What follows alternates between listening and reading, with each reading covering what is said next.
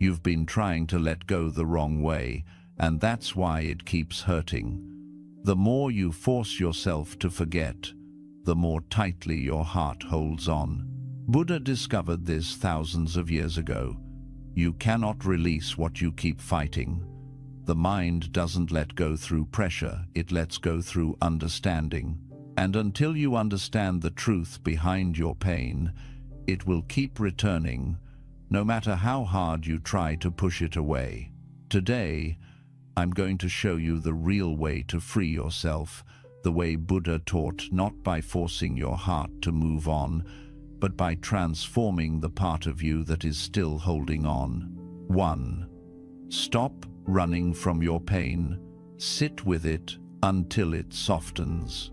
We rush to escape what hurts us because we believe that if we move fast enough, the pain will eventually fall behind and disappear. We distract ourselves, we keep busy, we pretend we're fine, we tell ourselves to move on, but deep down we feel that heaviness still following us. We treat pain as if it is some dangerous animal waiting to attack us the moment we slow down. But pain is not a predator. Pain is a messenger carrying a truth we haven't been ready to face. Every emotion you avoid, every memory you push down, every feeling you deny, begins chasing you, not because it wants to break you, but because it wants to be understood. It keeps returning because it has something to tell you. In Buddhism, avoiding your emotions is like trying to outrun your own shadow. The more you run, the bigger and darker it grows.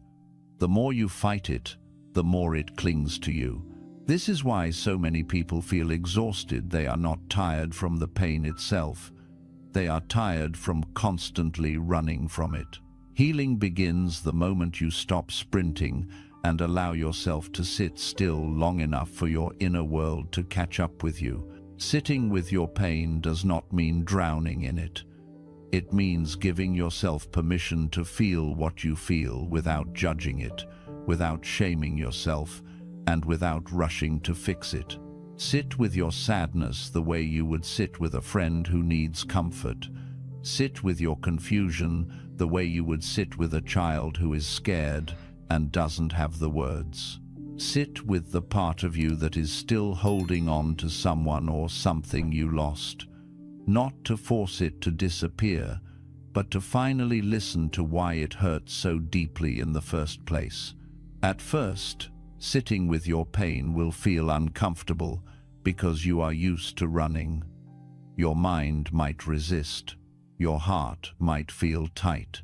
But if you stay with it gently, something small but powerful begins to change inside you.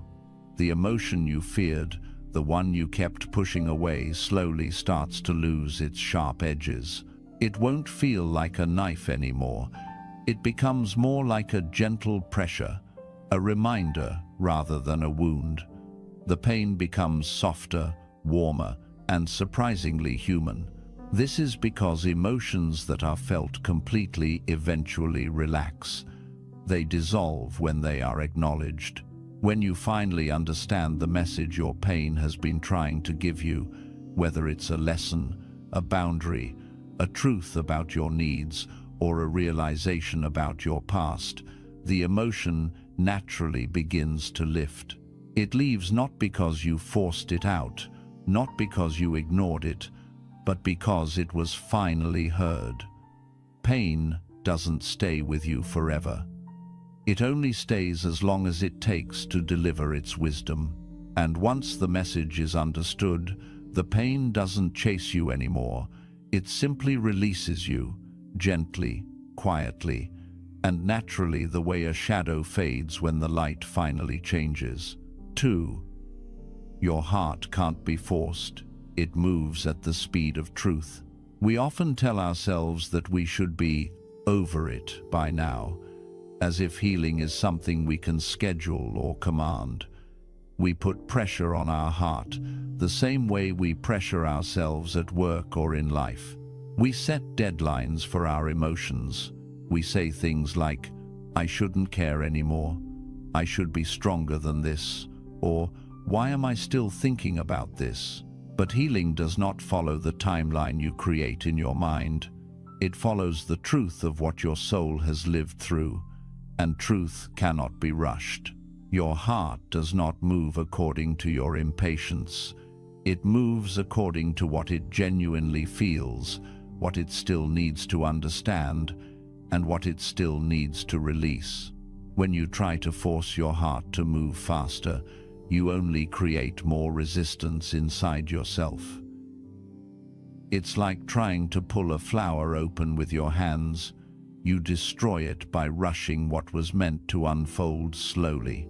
Your heart needs space, not pressure. It needs compassion, not commands. It needs honesty, not emotional shortcuts. This is why forcing yourself to move on never works. The more you push yourself to forget, the more your heart clings to what hasn't been processed yet. You end up feeling stuck not because you are weak, but because you are trying to drag your heart somewhere it isn't ready to go. Emotional pain doesn't disappear because you demand it to. It leaves when it has been understood. And understanding takes time. When you stop forcing your heart and start listening to it, something important happens. You notice that your emotions are not obstacles, they are signals. They are telling you where you haven't healed yet, what still hurts, what still matters, and what parts of you need attention. Your heart is not betraying you by feeling deeply. It is guiding you toward the parts of your life where growth is trying to happen.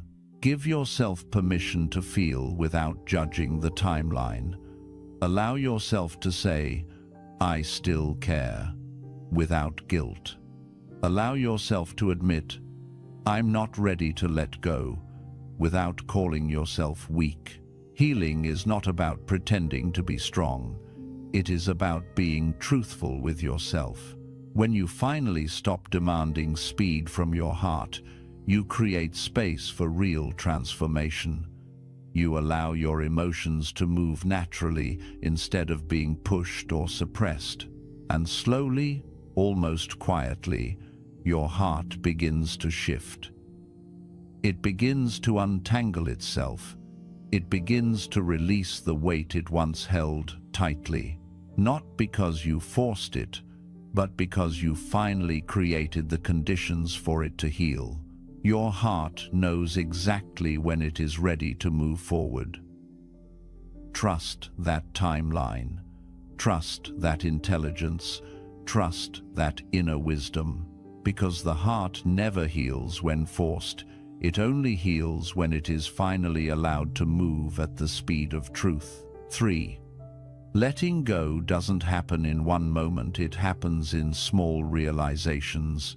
Most people imagine letting go as some dramatic, life-changing moment where everything suddenly becomes clear, the pain disappears, and the heart feels light again. They expect a single breakthrough, a sudden shift, a flash of wisdom, a magical turning point. But in reality, letting go is rarely a single moment. It is a slow, internal process, made of many tiny realizations that quietly reshape your heart over time. Healing is more like the sunrise than a switch. The world doesn't go from dark to bright instantly.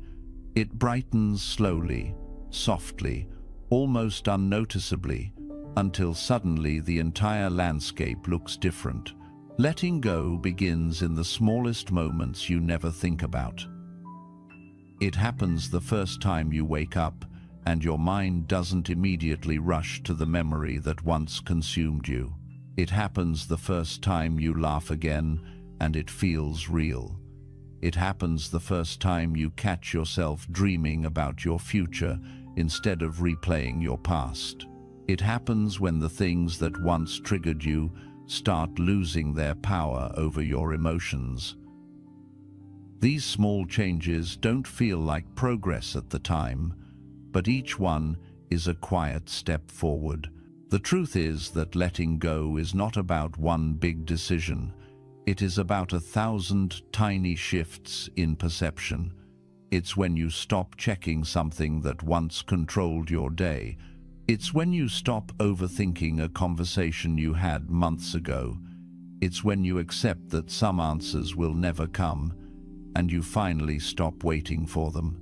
It's when you grow so much emotionally that the situation that once broke you no longer fits who you are becoming. Letting go is not an act, it is a gradual transformation. This is why forcing yourself to let go doesn't work. You cannot push the heart into clarity. You cannot snap yourself out of grief. You cannot tear yourself away from something your soul hasn't outgrown yet. Letting go is not a choice of strength, but a natural shift that happens when your inner world becomes ready. It happens when your heart finally understands the truth. Some things are not meant to stay, not because you didn't love enough, but because life needed you to grow beyond them. Letting go also happens when the pain finally teaches you what it came to teach. When the past stops feeling like a wound and starts feeling like wisdom. When the lesson becomes more meaningful than the loss. This shift usually doesn't happen in a single moment. It accumulates through days, weeks, months of gradual awakening. Each new insight softens something inside you. Each moment of clarity takes away a little piece of the weight. You don't realize how much you are healing because it doesn't feel like healing. It feels like surviving, breathing, processing, living. Then one day, without planning it, without forcing it, you notice that your heart feels different. You notice that the story no longer hurts the same way. You notice that you can look back without collapsing. You notice that you don't want to return to the past anymore, not because you hate it, but because you finally outgrew it. That is real letting go. It doesn't arrive with fireworks. It arrives quietly, like a gentle change in the wind. It doesn't make a grand announcement. It simply becomes true inside you. Letting go happens slowly, internally, softly, and then all at once, everything feels lighter. And this is the beauty of it. You don't force letting go. You grow into it. The moment you stop demanding it to happen instantly, you create the space for it to unfold naturally. Letting go is not a single moment of strength. It is a long journey of small realizations that slowly free your heart until one day, without even noticing when it happened, you finally feel free. 4. Acceptance is not giving up. It's stopping the internal fight. Most people misunderstand acceptance. They think accepting something means agreeing with what happened, approving of the pain, or acting like the past didn't matter. They think acceptance means weakness, as if accepting reality means you're letting life walk over you. But acceptance is the opposite of surrender. It is not collapsing. It is understanding. It is not giving up. It is letting go of the fight inside your own mind. When you refuse to accept something painful, you don't actually change the situation. You only prolong your suffering. You replay memories again and again, hoping the story will change. You argue with reality, even though reality doesn't bend. You hold on to the should have, could have, and what if, thinking they will give you peace. But all they do is keep your mind in a loop that exhausts you. The past remains the same, but your distress grows stronger. Non-acceptance is like trying to push a river backward. All it does is drain your energy and make you feel powerless. Acceptance means recognizing that what happened, happened. It means acknowledging that a chapter ended, even if you didn't want it to. It means understanding that some people will never apologize, some situations will never make perfect sense, and some endings will never feel fair. But acceptance isn't about liking any of that. It's about not letting your mind be in constant battle with what cannot be changed. Acceptance is choosing peace over resistance, clarity over confusion, and truth over illusion. When you finally begin to accept reality, something shifts inside you. The energy you used to spend fighting the truth becomes available for healing. You stop replaying the same argument in your head. You stop rewriting the same story. You stop waiting for closure from someone who never planned to give it. Acceptance doesn't erase the hurt, but it removes the chaos around it. It gives your heart space to breathe again. Acceptance also means understanding that life doesn't always follow your expectations. People leave, plans fail, relationships change, dreams collapse. But in Buddhism, the key truth is this: suffering is not caused by the event itself, but by your resistance to it. When you stop resisting, you stop suffering. Not because the event becomes less painful, but because you stop adding emotional weight to it. Acceptance is the moment you stop saying, "This should not have happened," and start saying, "This is what happened, and I can live through it." When you stop fighting reality, you can finally focus on what you can control: healing, growth, direction, and your next steps. You begin to see opportunities you couldn't see before. You start noticing strength you didn't know you had. You become more present, more grounded, more peaceful.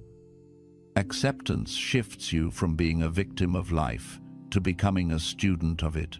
And something magical happens once you accept the truth. The emotional storm inside you starts to quiet down. The constant tension in your chest loosens. The thoughts that once haunted you begin to fade. You no longer feel the need to control everything, fix everything, or understand everything. Acceptance doesn't solve every problem, but it solves the inner war that was making everything worse. Acceptance is not giving up on life. It is giving up on the internal battle with what has already happened. It is the moment you choose inner peace over inner conflict.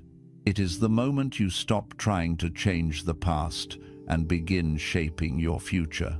And once that shift happens, letting go begins naturally, not because you forced it, but because you finally stopped fighting the truth. 5. Healing is not forgetting, it's seeing with new eyes. Most people think healing means erasing the past, wiping every memory clean, and pretending the pain never existed.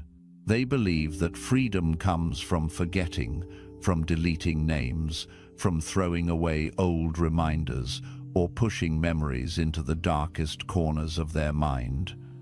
But real healing is not about forgetting. Healing means remembering differently. It means seeing the same memory through wiser eyes, through a calmer heart, through a mind that has grown strong enough to stand in front of its own story without shaking. You do not heal by forcing yourself to forget what happened. Forgetting is not a sign of strength, it is a sign of avoidance. The truth is, your mind never truly forgets something that shaped you, the people you loved, the moments that broke you, the chapters that changed you. They stay with you because they carved something into your spirit. You cannot erase experiences that shaped your character, stretched your heart, or taught you painful but powerful lessons. The past doesn't disappear, but your relationship with it transforms. Healing happens when the memory loses its ability to control your mood, hijack your day, or throw you into emotional chaos. Healing is the moment the story stops hurting the way it used to. You remember it, but it no longer steals your peace. You recall the chapter, but it no longer feels like an open wound. The memory doesn't vanish, you simply stop bleeding from it. You stop being haunted by what happened because you have grown into someone who can finally hold the truth without falling apart. Healing is like walking through the same room that once felt dark and terrifying, only to notice that the lights are on now. Nothing in the room changed, only your ability to see changed. Your heart expands, your mind understands, your soul becomes deeper. The same past that once felt unbearable becomes a teacher instead of a burden. The story stays the same, but your interpretation evolves. Pain becomes wisdom, loss becomes clarity, mistakes become understanding. What broke you becomes what built you. And this shift never happens overnight. It happens slowly, quietly, almost invisibly. It happens through moments where you learn to breathe again while thinking about something that once suffocated you. It happens through nights where you finally sleep peacefully without replaying the same scenes. It happens the first time you talk about the past and realize the tears don't come the way they used to. Healing is not forgetting, it is outgrowing. Healing also means recognizing that your past self did the best it could with the knowledge, strength, and awareness it had at the time. You stop blaming yourself for not knowing better. You stop attacking yourself for trusting the wrong people. You stop shaming yourself for holding on too long or letting go too late. Healing is understanding that you are evolving, not failing. You stop being cruel to yourself for decisions that your past level of awareness made. You become kinder to the version of you who struggled, who cared too much, who stayed too long, who was trying to survive. That compassion softens your heart and helps you release the emotional weight you carried. Eventually, the past becomes something you can look at without drowning in it. You no longer fear remembering. You no longer force forgetting. You simply allow the memory to exist without letting it define your present. This is the quiet power of healing. The past stops being a place you live in and becomes a place you learned from. You carry the lesson, not the pain. You carry the growth, not the guilt. You carry the wisdom, not the wound. Healing is not erasing the story, it's rewriting your relationship with it. You become someone who can look back without losing themselves. And that is the real victory. Not forgetting, but transforming. Not deleting the past, but rising above it. Not forcing yourself to let go, but naturally evolving into someone who no longer needs to hold on. Shesh. You don't move on, you move forward. People talk about moving on as if it's something simple, something you can achieve with enough willpower or enough motivational advice. They imagine moving on like closing a door, deleting a contact, blocking a memory, or convincing yourself that nothing mattered. But the truth is that human beings are not machines. You cannot delete chapters of your life like files on a computer. You cannot erase experiences that shaped you deeply. You cannot simply decide that something doesn't matter anymore when your soul was shaped inside that experience. This is why the phrase, "move on," feels so wrong, so heavy, so impossible, because the heart doesn't work that way, and it never will. Moving on implies that the past becomes irrelevant, meaningless, or forgotten. But real healing isn't about pretending that everything is behind you. Real healing is about moving forward, and the difference between the two is everything. Moving forward means building a life where the past is part of your story, but no longer the center of your world. Moving forward means honoring what happened without allowing it to imprison you. Moving forward means accepting that the past shaped you, but refusing to let it limit who you are becoming. You move forward when you start living for what's in front of you instead of clinging to what's behind you. It happens slowly, in subtle shifts you barely notice. It happens the moment you stop waiting for someone to return. It happens when you no longer replay the same conversation, hoping the ending will change. It happens when you stop giving energy to people who walked away. It happens when you stop trying to rewrite a story that ended. Moving forward means turning your attention back to your own life, your goals, your growth, your inner peace, your future. Moving forward is also about reclaiming all the energy you used to pour into the past. You take that energy and begin to pour it into yourself, into your dreams, into your habits, into your healing, into your next chapter. At first, it feels uncomfortable because your emotional muscles are used to carrying old memories, old expectations, old hopes. But the more you reclaim your energy, the lighter you become. Something that once felt impossible, imagining life without that person, that job, that chapter suddenly starts to feel natural. You realize that life doesn't end when something painful happens.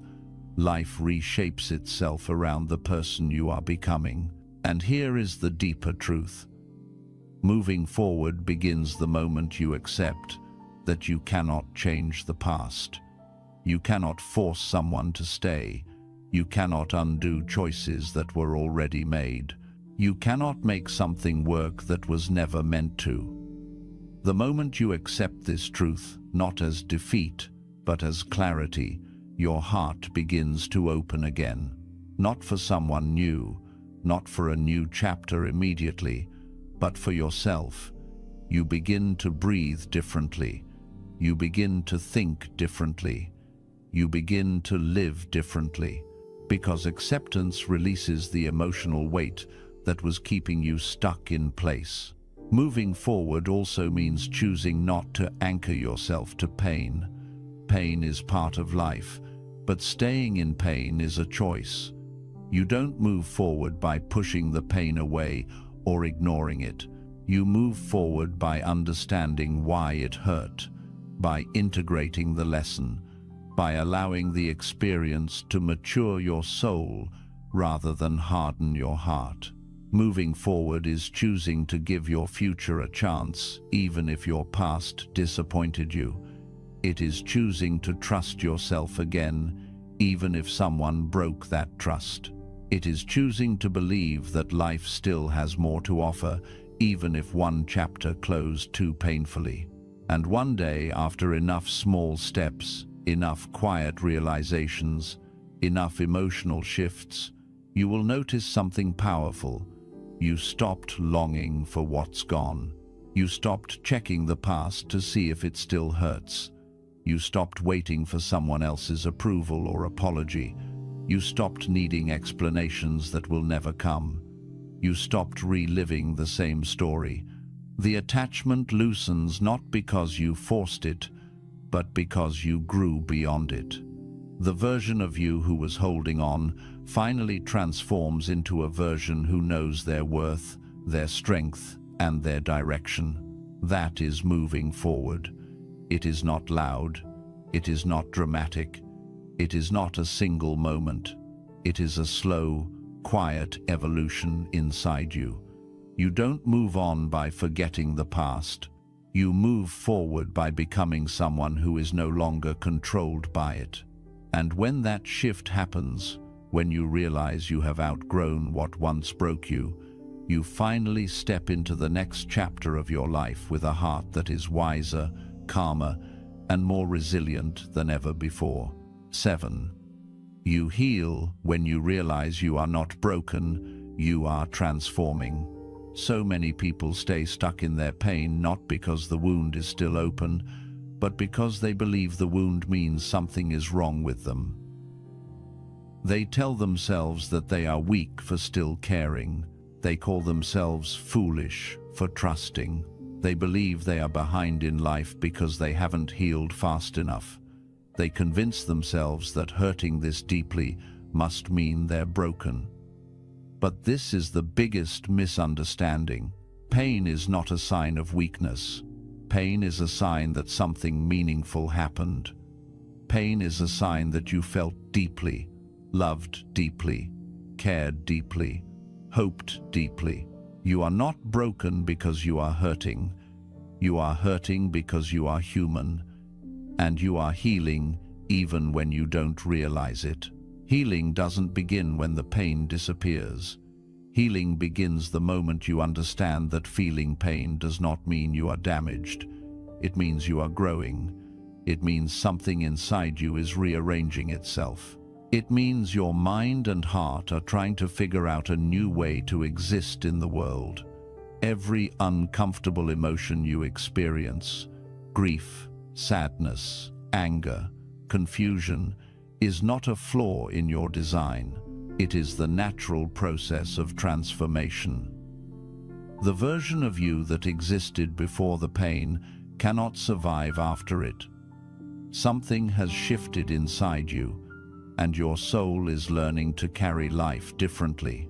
You heal when you stop seeing yourself as a victim of life and start seeing yourself as a student of it. Every experience, good or bad, is sculpting you. The happiness you once had shaped your joy. The heartbreak shaped your strength. The disappointments shaped your clarity. The failures shaped your resilience. Nothing in your life was meaningless. Nothing you went through was wasted. Every chapter prepared you for the next one. Even the painful chapter that you didn't ask for. Even the loss you didn't expect. Even the betrayal that broke something inside you, but also opened a new kind of awareness within you.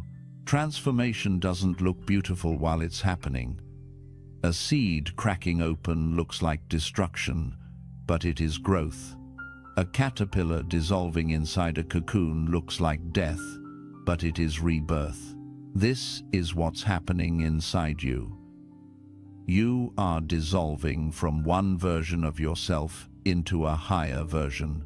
The old beliefs, the old attachments, the old expectations, they are breaking apart because they cannot survive in the person you are becoming. But when you don't understand this, the process feels like something inside you is collapsing. It feels like you are losing pieces of yourself. In reality, you are shedding pieces that were never meant to stay. You heal when you stop blaming yourself for what you didn't know. So much suffering comes from self-judgment. You tell yourself, I should have seen the signs. I should have walked away earlier. I should have loved differently. I should have been stronger. But these shoulds are illusions. You were operating with the emotional toolbox you had at that moment. You were making choices with the understanding you had at that time. You were doing your best with the awareness you possessed then. Healing begins when you stop punishing yourself for the person you used to be. When you look back with compassion instead of criticism. When you talk to your past self gently instead of violently. That younger version of you was not weak, they were learning. That version of you was not broken, they were simply growing up through pain. You heal when you understand that your emotions are not your enemy. Your sadness is not sabotaging you. Your anger is not destroying you. Your grief is not holding you back. These emotions are not here to harm you, they are here to guide you. Sadness shows you where love once lived. Anger shows you where boundaries were crossed. Grief shows you what mattered deeply. Confusion shows you where growth is happening. Emotions are your inner compass. They point you toward the things inside you that need your attention. They point you toward the parts of you that need nurturing. They point you toward the wounds that need care. When you stop fighting your own emotions, you stop fighting your healing. You heal when you stop comparing your journey with someone else's. No two hearts break the same way. No two souls learn the same lessons. What takes someone 3 weeks might take you 3 months. What hurts someone lightly might wound you deeply. Your healing timeline is not a reflection of your worth.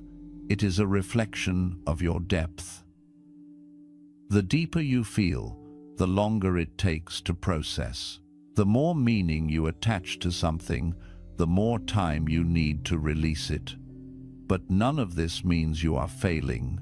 It means you are transforming. It means your heart is recalibrating itself.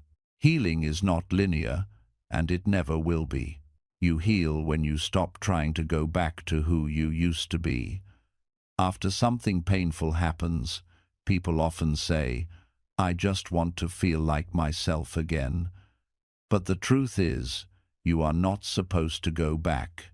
That version of you no longer exists. You don't heal by returning to the old identity. You heal by becoming a new one, a wiser one, a stronger one, a calmer one, a more awake one. Healing is not restoration, it is evolution. You are being shaped into someone who understands life more deeply, someone who listens to themselves more carefully, someone who knows their worth more clearly, someone who is not easily shaken by the same things anymore. You heal when you start accepting the idea that your pain has purpose, not in a shallow motivational way, but in a deeply spiritual one. Pain stretches your awareness.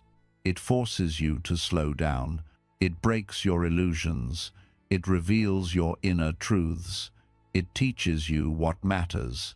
It helps you see what you could not see before. It brings you closer to yourself. Pain is not the enemy, it is the invitation to evolve, the invitation to shed the ego, the invitation to rise. You heal when you stop thinking something is wrong with you and start realizing something powerful is happening inside you.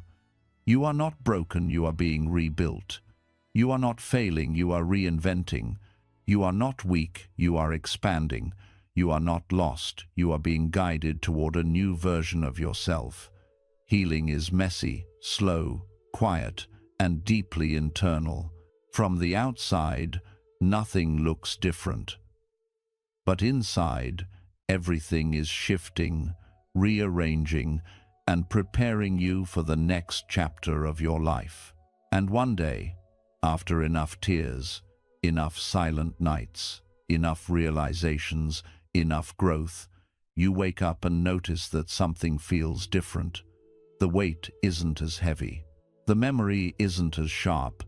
The longing isn't as painful. The fear isn't as loud. The past doesn't feel like a cage anymore. It feels like a lesson you survived. You stand up, breathe deeply, and feel something you haven't felt in a long time. Strength. A strength that came from the pain. A strength shaped by endurance. A strength you earned. That is the moment you realize something profound. Healing didn't happen because you forced yourself to move on. Healing happened because you stopped believing you were broken. Healing happened because you allowed yourself to transform instead of trying to stay the same. You didn't move on. You rose. You evolved. You became someone new. And that is the real meaning of healing. 8. Your soul already knows the way. You just need to stop interrupting it. One of the greatest misunderstandings in healing is believing that you must figure everything out with your logical mind. You believe you must analyze the situation, force a new perspective, convince yourself to let go, make yourself move on, and consciously control every step of the process. But the truth is, the mind is not the master of healing, the soul is. Your deeper self, the part of you beyond language, beyond thought, beyond logic, already knows the direction your life needs to go. Your soul knows when a chapter has ended. It knows when a lesson is complete. It knows when someone's role in your life is finished. It knows when staying is harming you or when holding on is draining you, and it knows exactly how to guide you into your next version. Healing becomes painful only when the mind refuses to follow the soul. We confuse healing with thinking harder. We believe that if we replay the past enough times, we will suddenly get clarity. If we obsess enough, the pain will dissolve. If we force ourselves to find a meaning, the suffering will stop. But the mind creates loops, not freedom. The mind repeats stories to protect you, even when those stories suffocate you. Healing doesn't come from thinking endlessly. Healing comes from allowing your feelings to exist, allowing life to unfold without constant interference, allowing your soul to lead you where your fear refuses to go. The soul speaks softly, and most people never hear it because their mind is too loud. The soul says, "This hurts because it's ending," while the mind says, "Fix it." The soul says, "Let go," while the mind says, "Hold on a little longer." The soul says, "You've outgrown this," while the mind says, "But this is familiar." The soul says, "Move forward," while the mind says, "What if I fail?" And because the mind's voice is louder, you begin to believe that healing means obeying fear. But real healing means learning to trust the quiet truth inside you, even when your mind is screaming to do the opposite. Your soul has a timing for your life that is different from the timing of your desires. It will keep you in a chapter only until you have learned everything you need from it, not a second longer. When the lesson is complete, the soul gently pulls you forward. But the mind panics and holds on to what is familiar, even if the familiar is hurting you. This is why so many people stay in relationships long after the love is gone. This is why they cling to people who have already emotionally left them. This is why they stay attached to memories that keep them in pain. The soul is whispering that the story is over, but the mind interrupts with fear, forcing you to stay stuck in a place that can no longer support your growth. Healing begins when you finally stop interrupting your soul, when you stop trying to control what is meant to naturally shift, when you stop forcing yourself to understand everything before letting life guide you, when you stop holding yourself hostage to fear and start allowing truth to move through you. The soul doesn't rush. The soul doesn't panic. The soul doesn't cling. It works with the rhythm of nature, slow, patient, wise. Like water carving stone, like dawn slowly turning into daylight, like seasons changing without noise. Your soul is always trying to lead you to peace, but your mind is often trying to lead you to comfort. Peace and comfort are not the same. Comfort is familiar but stagnant. Peace is unfamiliar but freeing. Comfort keeps you in what you know, even if it is slowly draining your spirit. Peace pulls you into what you need, even if it scares you at first. Healing requires choosing peace over comfort, choosing growth over familiarity, choosing truth over fear. And this is where most people struggle. They want healing, but they also want to hold on to the exact things that prevent healing. They want clarity, but refuse uncomfortable truth. They want peace, but cling to what disturbs their heart. They want transformation, but resist everything that triggers transformation. They want to move forward, but keep walking backward emotionally. Healing doesn't ask you to be perfect. It asks you to be honest. Honest about what hurts. Honest about what isn't working. Honest about who isn't meant for your future. Honest about what your soul has already accepted, but your mind still fights. When you finally stop interrupting your soul, you begin to notice something you couldn't see before.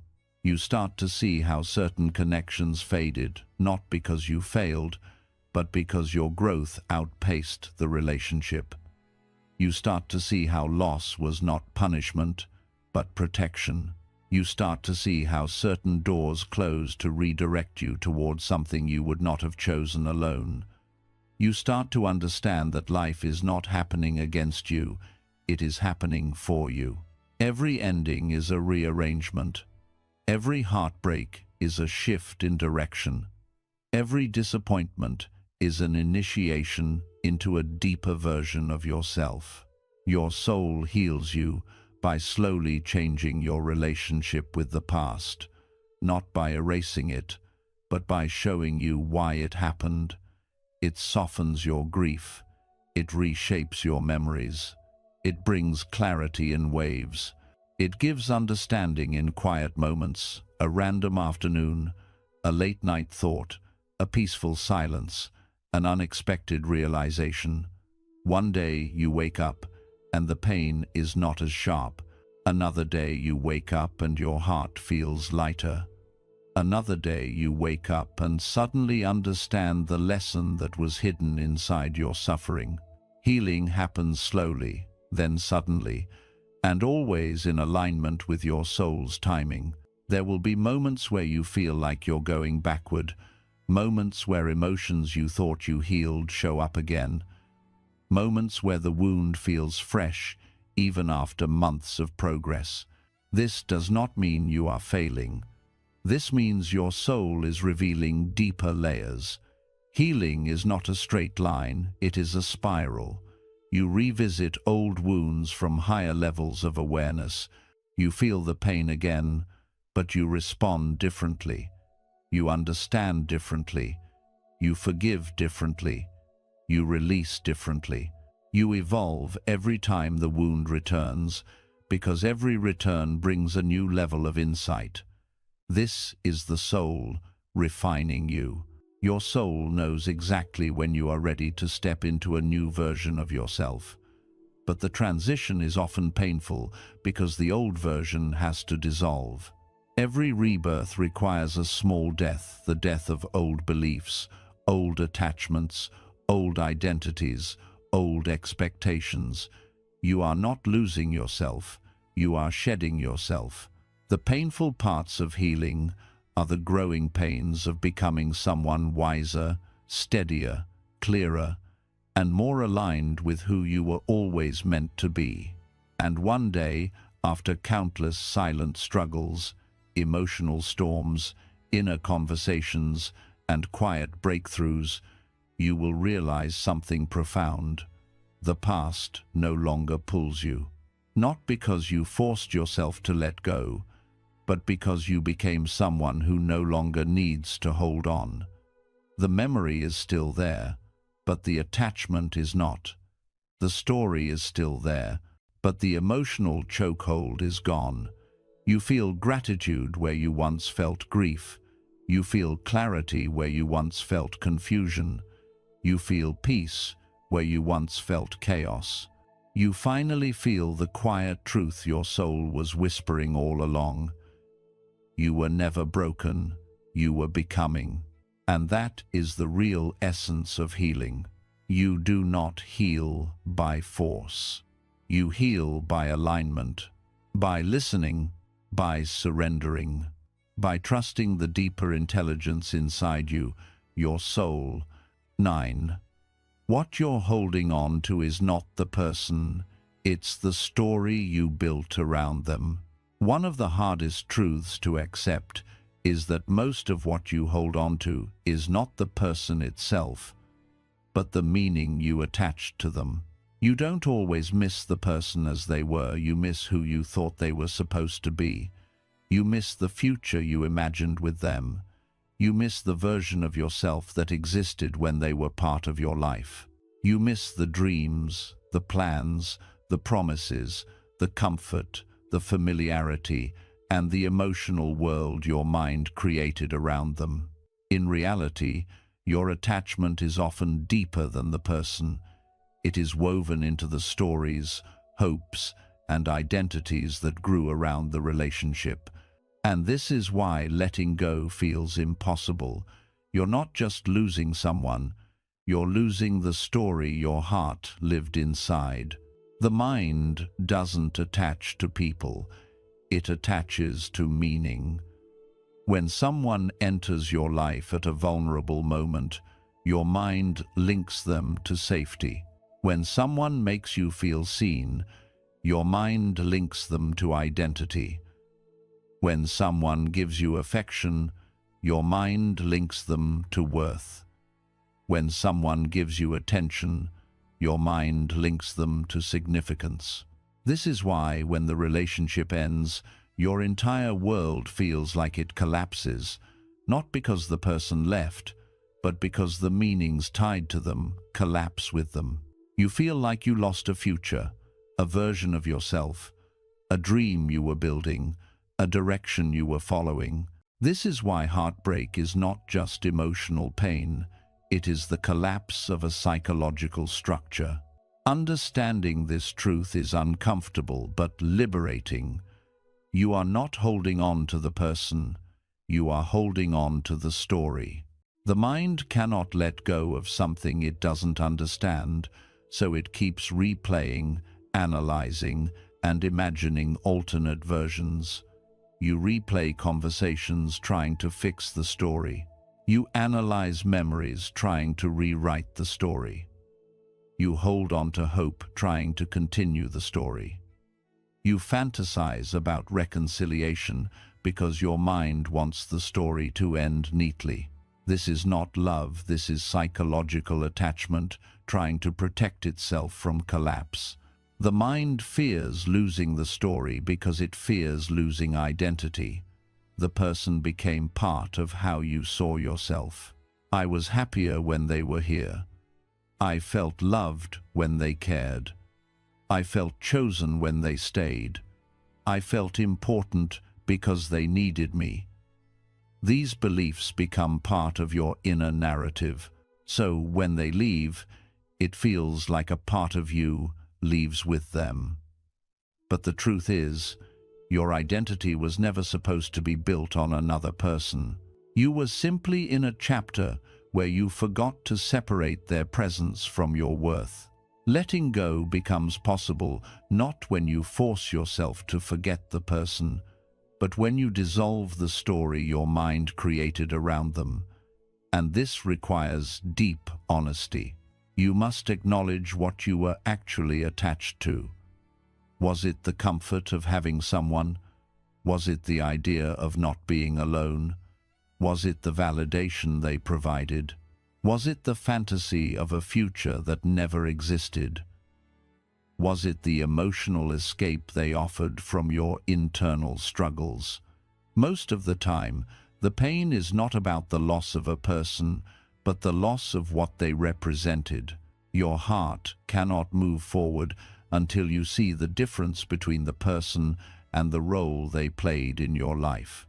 The person may have left, but the role, the meaning, the emotional significance often remains glued inside you. Healing means separating the two gently. It means understanding that the emotional world you built around them was created by you, not them. It means realizing that the love you felt was also your own creation.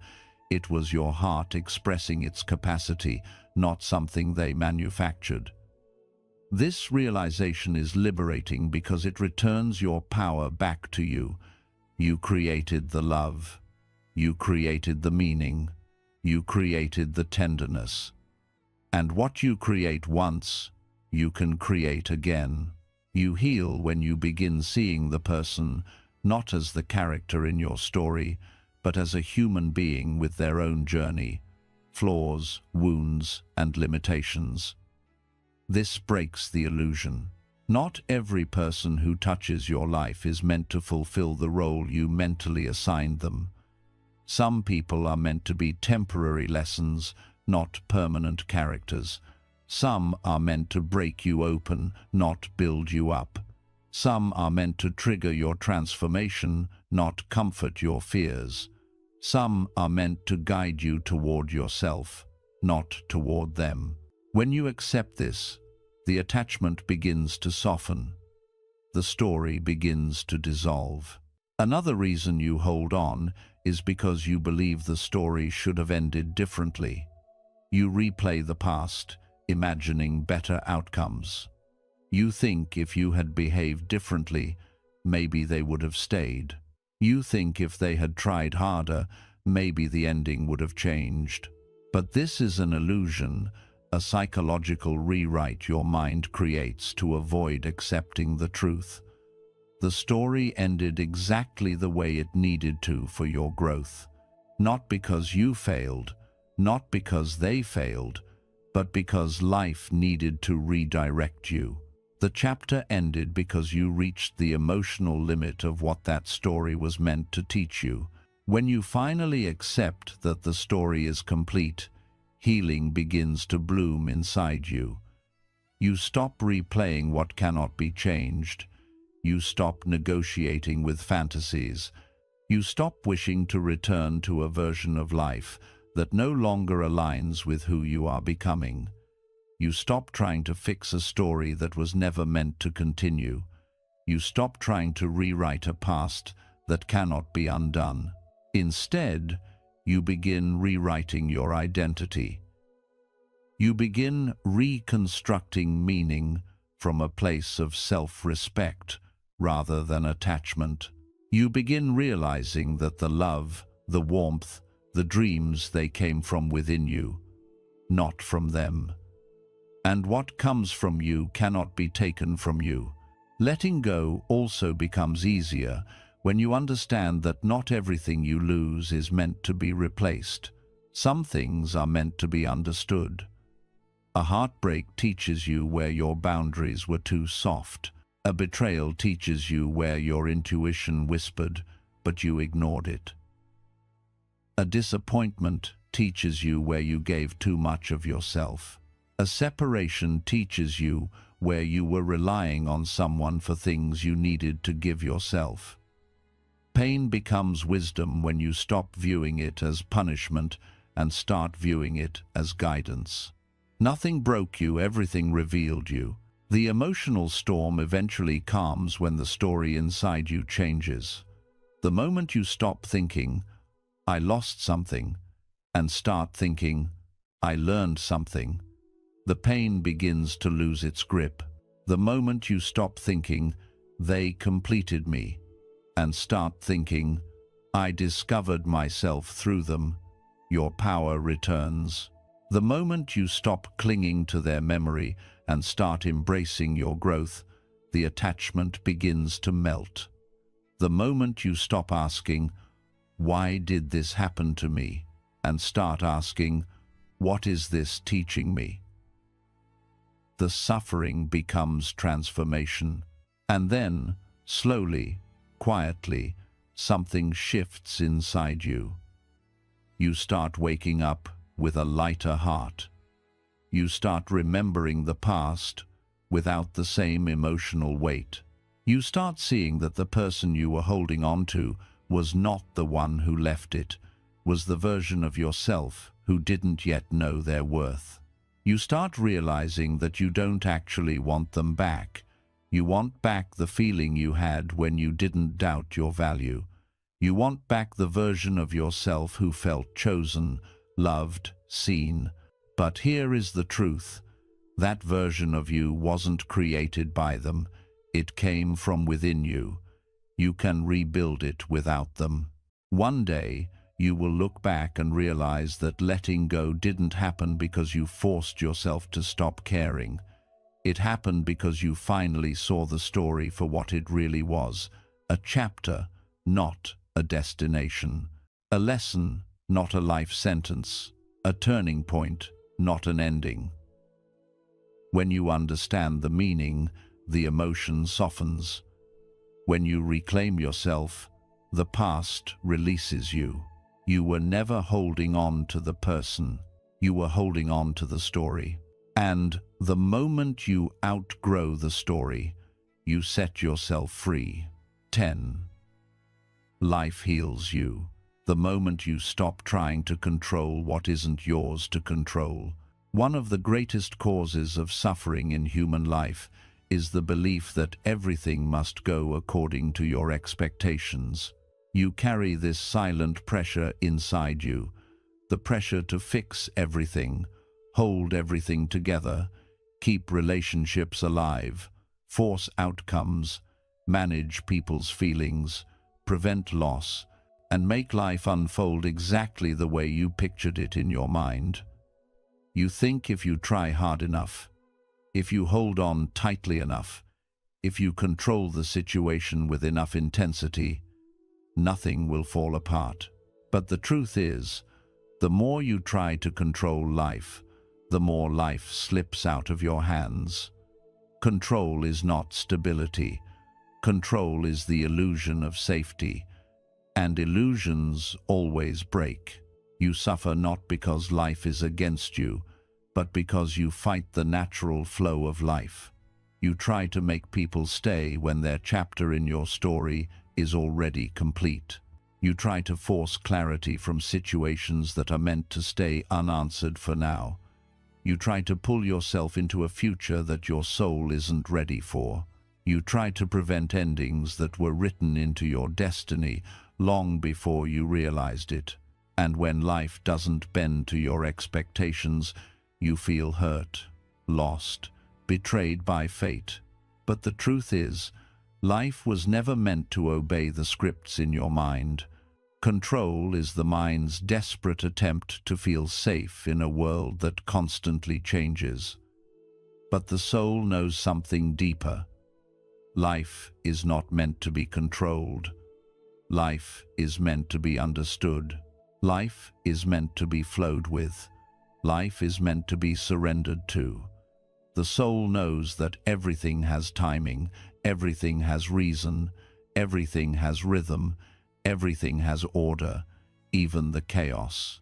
Your soul already knows that what is meant for you cannot be taken away, and what is not meant for you cannot be forced to stay. The mind fears this truth, but the soul breathes in this truth. This is why healing begins the moment you stop trying to control what isn't yours to control. Your attempts to control life are often rooted in fear. Fear of loss, fear of rejection, fear of uncertainty, fear of being alone, fear of change. But fear clouds your perception.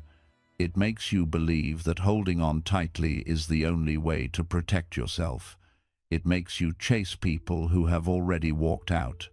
It makes you cling to relationships long after the love has died. It makes you rewrite the past in your mind to avoid facing the truth in front of you. But no amount of control prevents life from unfolding exactly as it's meant to. What is not aligned with your soul will eventually fall away, no matter how tightly you hold it. You begin to heal when you realize that life is wiser than your plans. Sometimes the things you desperately try to keep are the very things preventing you from becoming who you are meant to be. Sometimes the things you chase are the things that would have broken you. Sometimes the people you beg to stay are the people who cannot walk with you into the next chapter. Sometimes the doors you keep knocking on are the doors life is protecting you from entering. What feels like loss is often protection. What feels like rejection is often redirection. What feels like chaos is often reorganization. When you stop forcing outcomes, you allow life to bring you what is actually meant for you. When you stop clinging to what is leaving, you make space for what is coming. When you stop trying to control every detail, you learn to trust the intelligence of life.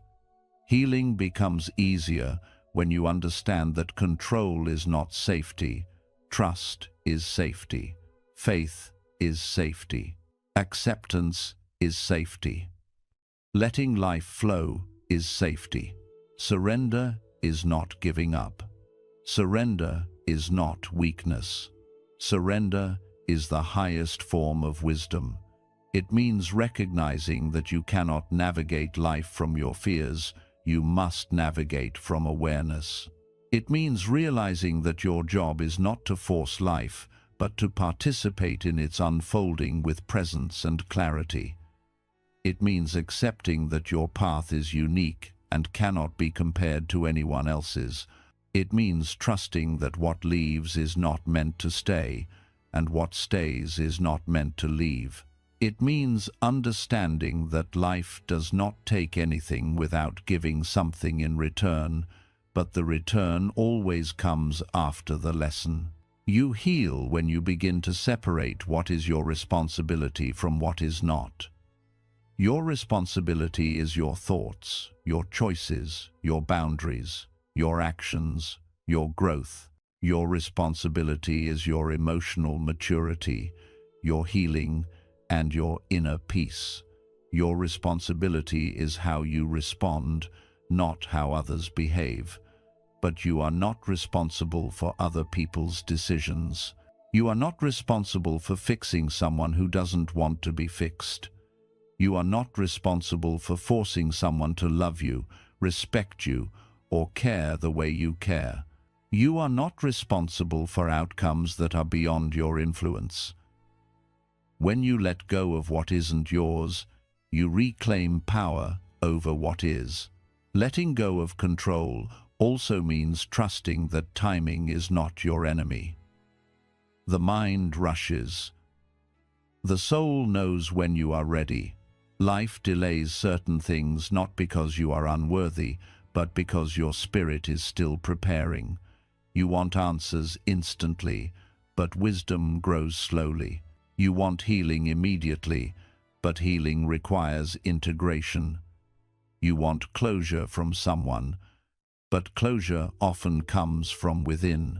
Life gives you what you want only when you have become the person who can hold it without breaking. Trusting timing is a form of spiritual maturity. You also heal by embracing uncertainty instead of fighting it. Control is rooted in the fear of the unknown, but the unknown is the birthplace of every transformation you will ever experience. When you were born, you entered the unknown.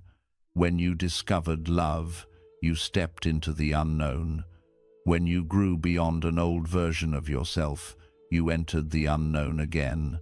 Every good thing that has ever happened to you came from uncertainty, not control. The more you stop trying to predict life, the more life surprises you with blessings you never imagined. And here is the deeper, most important truth. Life is always healing you, even when you don't realize it. The setbacks, the heartbreaks, the delays, the endings, they are all part of a larger design that your mind cannot see from where you stand. Every time something doesn't work out, life is quietly removing what could harm you. Every time someone leaves, life is making space for someone aligned with your future. Every time a plan collapses, life is steering you toward a better path. You are being guided even when it feels like you are breaking. You are being protected even when it feels like you are losing. You are being redirected even when you feel stuck. The intelligence behind your life is far greater than the logic inside your mind. When you embrace this truth, you stop fighting life. You stop resisting what is happening. You stop arguing with reality. You stop trying to bend the world into your expectations. Instead, you begin to listen. You begin to observe. You begin to understand. You begin to surrender. You begin to trust. Your shoulders drop. Your breath softens. Your heart relaxes. The storm inside you quiets. You finally realize that peace was never about having control. It was about letting go of the need for control. And one day, without forcing anything, you will look at your life and realize how far you've come simply by releasing what was never yours to control. You will see how the right people entered when you stopped chasing the wrong ones. You will see how the right opportunities arrived when you stopped clinging to closed doors. You will see how your heart healed faster when you stopped trying to manage every detail of the process. You will see how life unfolded in ways you never imagined once you stopped interrupting its wisdom. You heal the moment you stop trying to control everything. You transform the moment you let life flow. You grow the moment you trust yourself enough to surrender. And you find peace the moment you understand that the universe has never once failed to bring you exactly what you needed. Only your fear ever doubted it. 11. The peace you're searching for arrives the moment you stop fighting your own inner truth. So much of your suffering doesn't come from what people did to you, or what you lost, or what ended, or what changed. It comes from the internal war you have been fighting with yourself. You don't realize how much pain is created not by life, but by your resistance to life. You resist your feelings because they overwhelm you. You resist your memories because they scare you. You resist your intuition because it pushes you toward uncomfortable change. You resist the truth because it doesn't match the story you want to believe. You resist endings because they threaten your identity. You resist letting go because it feels like losing a part of yourself. Most of the suffering you carry is not rooted in the event, it is rooted in your inner conflict. Inner peace doesn't come from trying to erase the past, force the future, or silence your emotions. It comes from ending the war inside you. It comes from allowing the truth to rise without suppressing it. It comes from listening to your inner voice instead of burying it under distractions, denial, or shame. Inner peace comes the moment you stop fighting yourself. Every time something painful happens, your mind and heart split into two versions of you. The version that feels the truth and the version that refuses to accept the truth. The heart whispers, "This is over," while the mind insists, "Hold on." The intuition says, "This connection is no longer aligned," while the ego says, "Try harder." The soul says, "You've outgrown this," while the fear says, "You'll be lost without it." This inner conflict is the root of emotional exhaustion. You are torn between who you are becoming and who you are afraid to stop being. You think you are tired from heartbreak, tired from loss, tired from life. But what truly exhausts you is constantly pulling yourself in opposite directions. You try to love and detach at the same time. You try to heal and hold on at the same time. You try to grow and stay the same at the same time. You try to move forward but anchor yourself to the past. Every internal contradiction drains your life force. Peace begins when you stop tearing yourself in half. You cannot lie to yourself and expect peace. You cannot silence your intuition and expect clarity. You cannot deny what your heart knows and expect healing. Every time you ignore your inner truth, you create another layer of suffering. All the emotional confusion you feel is simply the result of living out of alignment with the truth inside you. Your inner truth is not loud. It does not scream. It does not demand. It does not fight for your attention.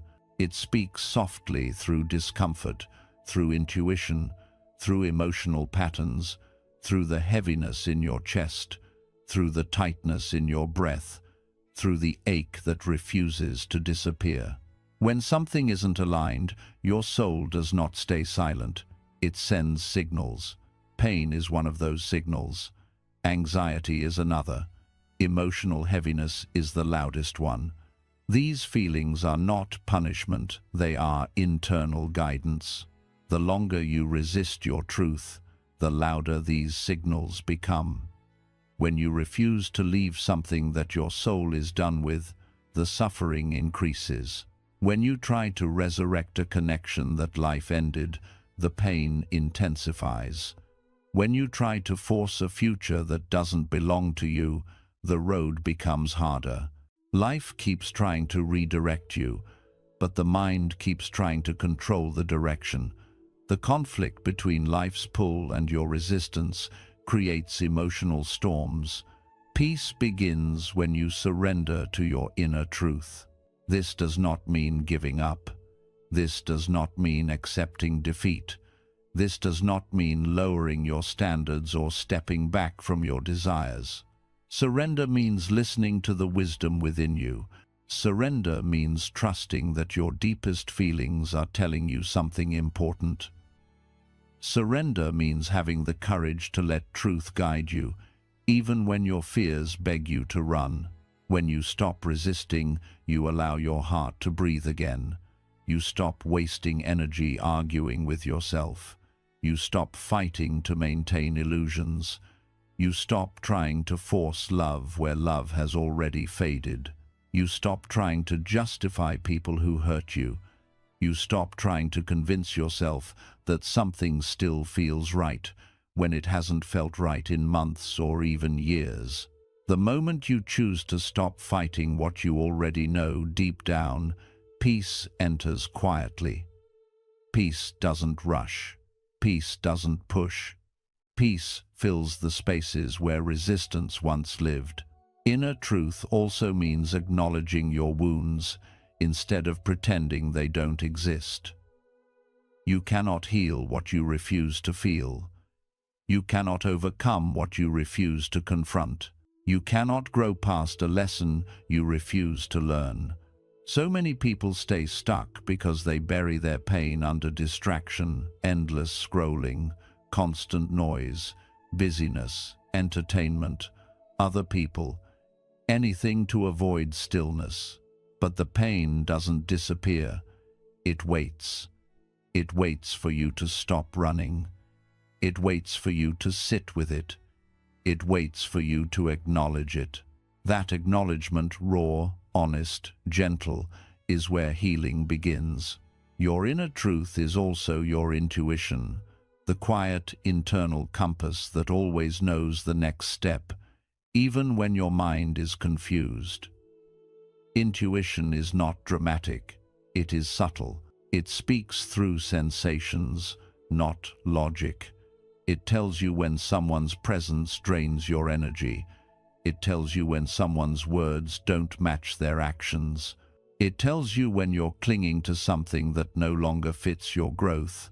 It tells you when a situation is wrong, long before your mind figures it out.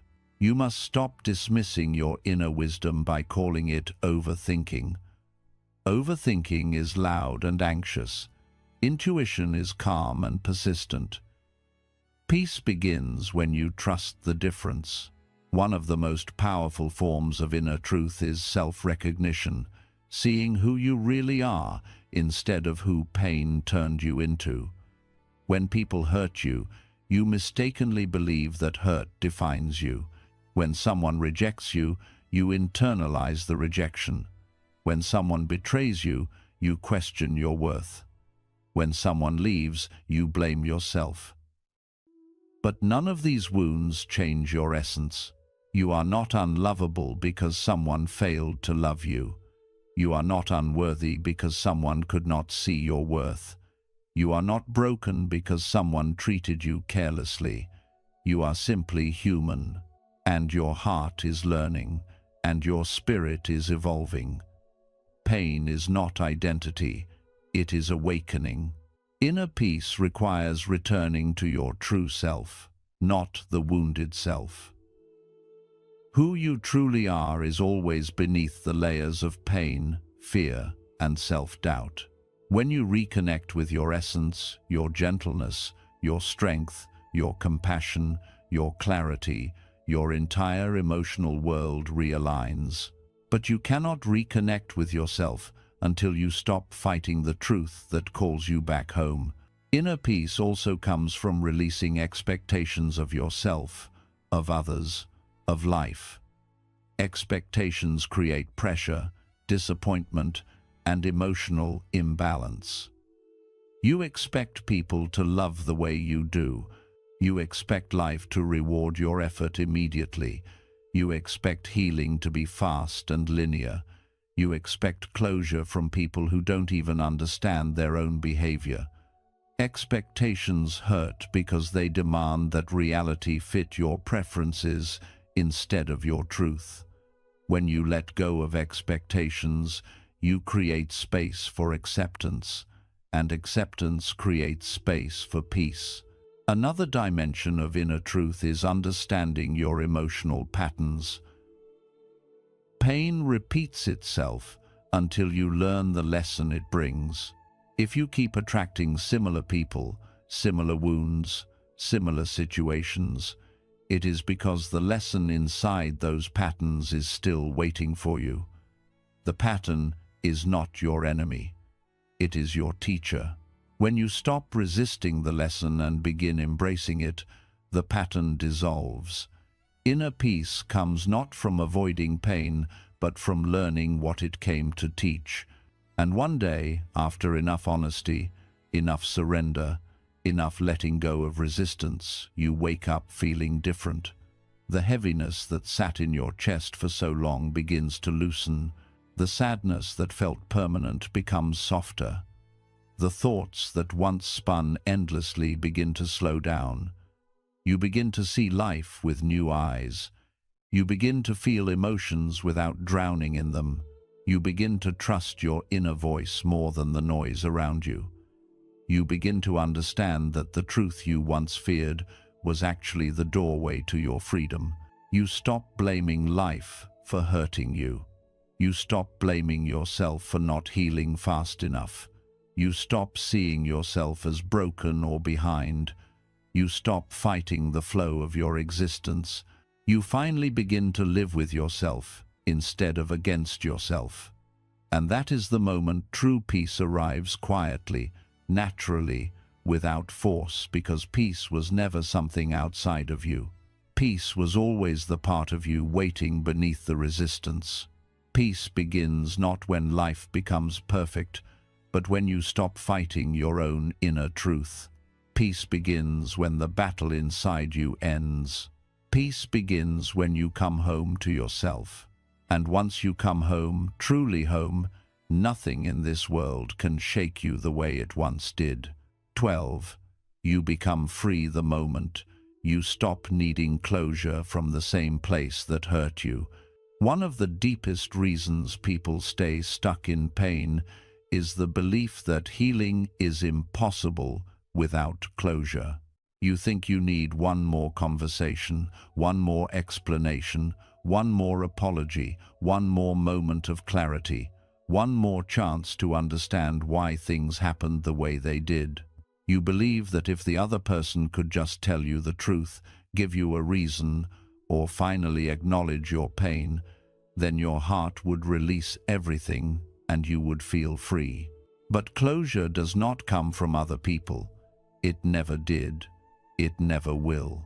You do not need closure from someone who wasn't able to give you honesty while they were in your life.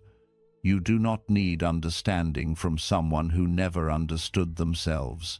You do not need the truth from someone who spent your entire connection hiding from their own truth.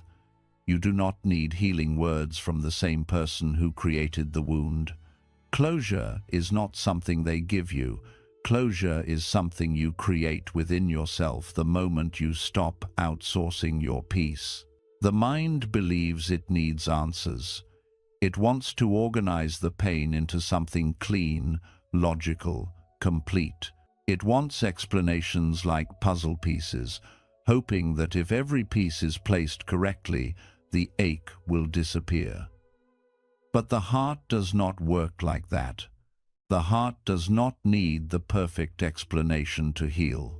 The heart heals when it finally accepts that the explanation may never come. The mind says, "I need to understand." The heart says, "I need to let go." The tension between those two voices is what keeps you stuck in emotional limbo. Closure doesn't come from hearing the truth. It comes from accepting the truth you already know, but were afraid to admit. And the truth is always simpler than you think. If they wanted to stay, they would have stayed. If they wanted to fix things, they would have fixed them. If they valued the connection, they would have protected it. If they cared enough to give you clarity, they would have done it without you asking. Silence is also a message. Distance is also a message. Inconsistency is also a message. The absence of closure is the closure. But this truth is painful because it shifts the responsibility back to you. When you stop waiting for closure from someone else, you must finally confront your own emotions, your grief, your disappointment, your longing, your unmet needs, your broken expectations. And that level of honesty is uncomfortable. This is why people cling to the idea of closure. It feels easier to wait for someone else to fix the emotional chaos inside you than to admit that the healing must come from within. But the waiting keeps you trapped. The waiting keeps you attached. The waiting keeps you tied to a story that no longer has a future. You become free the moment you stop asking for explanations that won't change anything, because even if they told you everything, the outcome would still be the same. The ending would still be the ending. The past would still be the past. Closure does not rewrite history, it only reorganizes your feelings. And you do not need the person who hurt you to reorganize your emotions for you. In fact, waiting for them to do so is what keeps the wound open. Closure begins when you stop romanticizing the version of them you created in your mind. You stop imagining that they were someone different. You stop believing that they would have treated you better if only you had done something differently.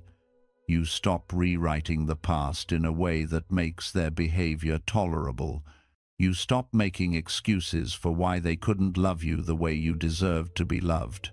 Closure begins the moment you stop lying to yourself about who they were. The truth is that people show you exactly who they are through their actions. You simply weren't ready to see it because your heart was still holding on to the potential, the fantasy, the hope. The closure you are craving isn't about understanding them, it's about understanding yourself. It's about understanding why you accepted less than you deserved, why you stayed longer than your soul wanted you to stay, why you kept trying to fix what was breaking you, why you kept giving love to someone who could not receive it. Closure is not about the connection. Closure is about the self-awareness that comes after the connection collapses. You also become free when you stop seeking closure from the past and start creating meaning in the present. The past is a story painful, yes, but finished. The present is a new chapter, raw, but filled with potential. You cannot heal by staring at a closed door. You cannot awaken by reliving the same moment. You cannot grow by trying to solve a story that already reached its end. You heal by choosing to move forward even when the past whispers your name. You heal by choosing yourself even when your memories pull you backward. You heal by reclaiming all the energy you invested in things that did not grow you and reinvesting that energy into your own evolution. Closure is internal. Closure is emotional maturity. Closure is accepting that you may never know why certain things happened and still deciding to live your life with an open heart. Closure is understanding that unanswered questions do not define your worth. Closure is letting the truth be enough, even when it hurts. Closure is choosing to release the emotional weight because you are tired of carrying what was never yours. Closure is saying, I don't need them to fix the pain they caused. I can fix it myself. One of the most painful truths in life is that not every story gets a beautiful ending. Not every person will return to apologize. Not every heart will explain why it left. Not every betrayal comes with a confession. Some people will hurt you and never look back. Some people will walk away without giving you a chance to speak. Some people will pretend nothing happened. Some people will rewrite the story to protect their ego. Some people will act like you never mattered, not because you didn't matter, but because facing their own behavior threatens the identity they cling to. When you understand this, you stop waiting for emotional accountability from someone who doesn't even offer accountability to themselves. You begin to see that closure is not a door they open for you, it's a door you close from the inside. And then something changes. Slowly, quietly, almost invisibly, the longing becomes softer, the confusion becomes clearer, the pain becomes livable, the story loses its power, the memories stop controlling your emotions, the future begins to expand, your breath becomes deeper, your mind becomes calmer, and one day you wake up and realize that you are no longer waiting for anything, not for their message, not for their explanation, not for their apology, not for their return. You realize your peace no longer depends on someone else's words. You gave yourself the completion that they could not give you. That is true closure. True closure is understanding that the chapter is over. True closure is accepting that life is pulling you forward. True closure is freeing yourself from a story that is no longer yours. True closure is giving yourself permission to continue living. True closure is healing not because someone apologized, but because you finally decided you deserve peace. You become free the moment you stop needing closure from the same place that hurt you. You become whole the moment you give closure to yourself. You become powerful the moment you realize the past no longer owns you. You become awakened the moment you choose your peace over your questions. 13. You stop hurting the moment. You stop trying to be who you were before the pain. One of the biggest reasons people stay stuck in their suffering is because they keep trying to return to the version of themselves that existed before everything changed. They keep reaching back toward the person they were before the heartbreak, before the betrayal, before the disappointment, before the loss, before life broke something inside them. You tell yourself, I want to feel like myself again, or I wish I could go back to who I used to be, or I want the old me back. But the painful truth is that the version of you that existed before the pain is gone, not lost, not wasted, but transformed. You cannot become who you were before because the pain you lived through reshaped you from the inside out. It changed your heart, your mind, your awareness, your boundaries, your desires, your values, your understanding of love, your understanding of yourself. Pain didn't destroy you, pain redefined you. The suffering you feel now is not because the pain is still happening. It's because you are resisting who you're becoming. The moment you stop trying to resurrect the past version of yourself, the healing begins. Pain forces you to grow into a new identity, but the ego resists this growth. Your ego wants familiarity, predictability, comfort. Pain forces you beyond all of that. Pain makes you confront things inside yourself that you avoided for years. Pain forces you to question everything you once believed. Pain tears down illusions you didn't know you were living inside. Pain makes you see yourself honestly for the first time. Your fears, your needs, your weaknesses, your patterns, your wounds. But when you try to cling to the old version of you, you fight against this transformation. You cling to old beliefs that no longer support your new path. You cling to old habits that no longer match your new awareness. You cling to old relationships that no longer nourish your growth.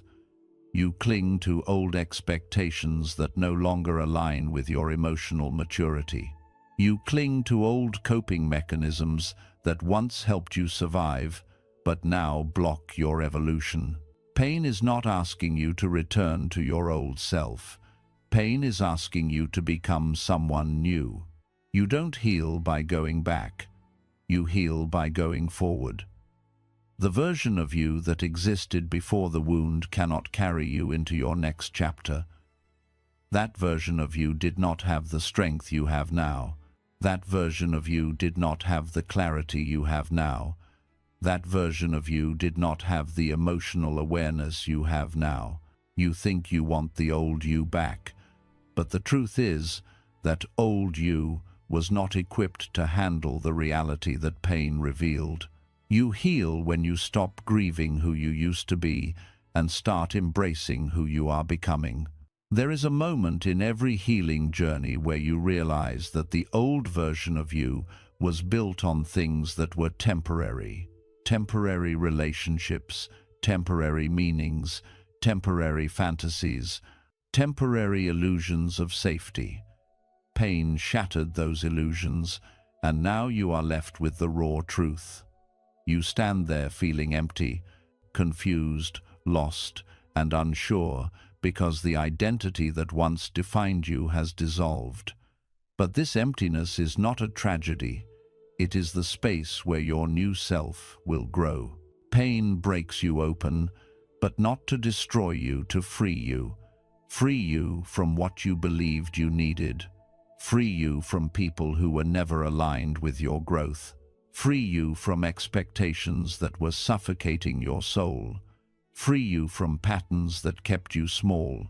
Free you from versions of yourself that were built on survival rather than authenticity. The moment you stop resisting this inner transformation, the pain begins to soften. You stop seeing yourself as broken and begin seeing yourself as evolving. You stop trying to fit into your old life and begin building a new one. You stop trying to revive dead chapters and begin writing new ones. You stop trying to force things back into place and begin letting life rearrange itself according to your new truth. One of the most painful parts of healing is mourning your old self, the self who loved openly without caution, the self who trusted deeply without hesitation, the self who dreamed boldly without fear. But the truth is, that version of you wasn't wrong, they were simply unawakened. You don't lose that version forever. You carry their innocence into your new strength. You carry their hope into your new wisdom. You carry their love into your new boundaries. You carry their dreams into your new self-awareness. Healing is not about losing parts of yourself. Healing is about integrating them correctly. You heal when you understand that the old you and the new you are not enemies. They are chapters. They are stages of growth. They are different levels of consciousness. The old you survived. The new you will thrive.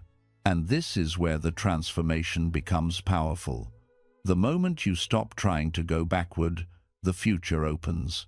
The moment you stop trying to become who you used to be, you begin becoming who you were always meant to be. Pain didn't show up to ruin your life. Pain showed up to elevate your life. Pain came to push you into expansion. Pain came to break the shell of your old identity so your true self could emerge. Now, imagine what happens when you stop resisting that emergence. Imagine what happens when you stop fighting the new version of yourself. Imagine what happens when you stop grieving the past and start embracing the present. You start making decisions that honor who you are now, not who you once were. You start allowing yourself to grow without shame. You start building a life that aligns with your wisdom, not your wounds. You start loving yourself in ways the old you never understood. You stop hurting the moment you stop fighting your evolution. Your suffering is not caused by the pain, it is caused by your refusal to accept that the pain changed you. When you accept that you are not supposed to go back, the weight lifts, the confusion settles, the longing quiets, the internal war ends. You begin to feel peace where there was once turmoil. You begin to feel clarity where there was once chaos. You begin to feel strength where there was once weakness. You begin to feel yourself again, not the old you, but the real you. This is why spiritual traditions say, what you seek is seeking you. Your soul is always trying to guide you toward your highest self. Pain is one of the ways it pushes you there when you resist. Pain does not break you. Pain breaks the illusion of who you thought you were supposed to be. Pain strips away the layers that no longer belong to you. Pain reveals the truth that was buried under fear, attachment, and identity. And then, after enough reflection, enough surrender, enough honesty, enough quiet nights, enough inner work, something miraculous happens. You begin to feel gratitude for the pain, not because it was pleasant, not because it was fair, not because you deserved it, but because it liberated you. You begin to see that the pain didn't ruin your life. It redirected it. It didn't destroy you. It discovered you. It didn't weaken you. It refined you. It didn't end you. It rebirthed you. The moment you stop trying to revive your old self is the moment your new life begins. The moment you accept that you were changed is the moment you begin to rise. The moment you embrace who you are becoming is the moment you finally feel free. You stop hurting the moment you stop trying to be who you were before the pain. Because who you were before the pain is gone. And who you are becoming is far more powerful. 14. The moment you stop asking, why me? And start asking, what is this teaching me? Your entire healing begins. There is a moment in every person's life where pain becomes overwhelming. You feel betrayed by life, abandoned by fate, punished by circumstances you didn't deserve. You sit there holding your broken heart, your shattered expectations, your collapsed dreams, and you look up at the sky asking, why me? Why did this happen to me? What did I do to deserve this? Why do I keep suffering? Why does life keep testing me? These questions rise naturally from deep emotional agony, but they create a prison around your mind. Because why me is not a question that brings clarity. Why me is a question that feeds your suffering. Why me turns you into a victim of your story instead of the student of it. You stay stuck as long as you stare at life through the lens of why me? Because that question assumes life has singled you out unfairly. It assumes that pain is a punishment. It assumes that you did something wrong. It assumes that the world is against you. But the truth is far more empowering. Life is not happening to you. Life is happening for you. Pain is not a punishment. Pain is a teacher. Loss is not a curse. Loss is a redirection. Heartbreak is not the end. Heartbreak is a spiritual initiation into a deeper version of yourself. The moment you stop asking, why me? And start asking, what is this teaching me? Something shifts inside you so strongly that your whole healing process transforms. What is this teaching me? Acknowledges that your pain has purpose, your suffering has meaning, and your experiences are not random. It opens a door inside you that was locked behind resentment, fear, and confusion.